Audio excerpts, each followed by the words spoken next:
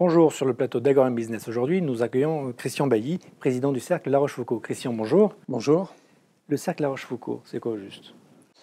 Le Cercle La Rochefoucauld, c'est ce qui permet à nos camarades, dirigeants ou faisant partie de comité de direction, d'avoir un dîner-débat avec des grands dirigeants de l'industrie française, voire des hommes politiques, voire des gens de la société civile.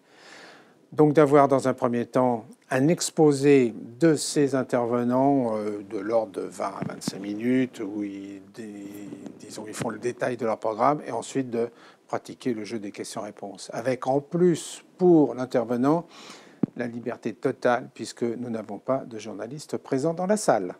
Alors, 15 ans de Cercle La Rochefoucauld?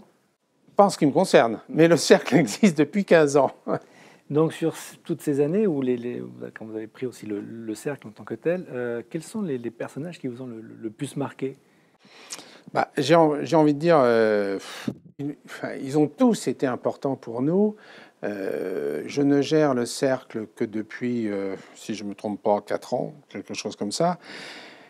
Et je ne veux pas faire injure aux intervenants, à tous les intervenants, mais si j'étais amené, puisque vous me demandez de le faire, Petite préférence, d'en choisir quelques-uns, je dirais que ceux qui m'ont, marqué, c'est quand même un grand mot, je citerai Henri Decastre, président d'AXA, Jacques Séguéla, publicitaire, et ça a été le premier publicitaire à parler au Gazar. Ensuite, Antoine Sfer, qui nous a fait un exposé extraordinaire sur l'islam, les origines de l'islam et la position de l'islam dans le monde.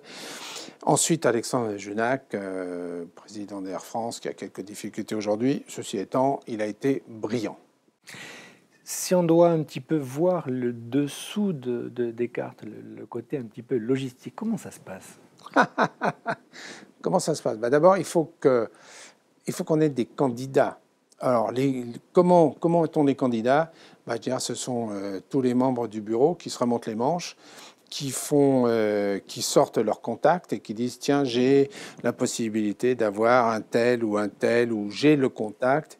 Et ensuite, c'est « Allô, est-ce que vous pensez ou est-ce que tu penses ?» Tout dépend du niveau relationnel qu'ils ont avec l'intervenant potentiel. Et puis ensuite, on essaye de faire rentrer tout ça dans le moule. Le moule étant la disponibilité des intervenants, la disponibilité de la salle La Rochefoucauld, et puis le fait qu'on se dit qu'un dîner-débat par trimestre, c'est quand même pas mal. Voilà. L'objectif, donc, il est là, il est d'en avoir un par trimestre, soit 4 par an, voire 5, mais pas plus. Alors on sait qu'aujourd'hui, faire des dîners-débats, c'est pas une chose très très facile. Vos intervenants, vous les payez? Pas du tout.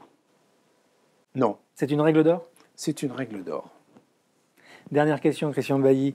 Le programme donc, des prochains... Alors, pour le deuxième semestre, on a des candidats, des candidats entre guillemets. On envisage M. Henri Guénaud, politique bien connu, Nicolas Hulot, qui serait qui serait vraiment d'actualité, puisqu'à la fin de l'année, on a la grande conférence nationale sur l'évolution énergétique. On a aussi M. Frérot, président de Veolia. Voilà pour ceux qui me viennent tout de suite à l'esprit. Mais on en a d'autres. Ce qu'il faut que vous sachiez, c'est que pour en avoir 4 par an, il en faut à peu près 20 potentiellement contactés, et puis après qui disent oui. Merci, c'était le mot de la fin. Donc rendez-vous dans quelques semaines avec un nouveau Cercle La Rochefoucauld.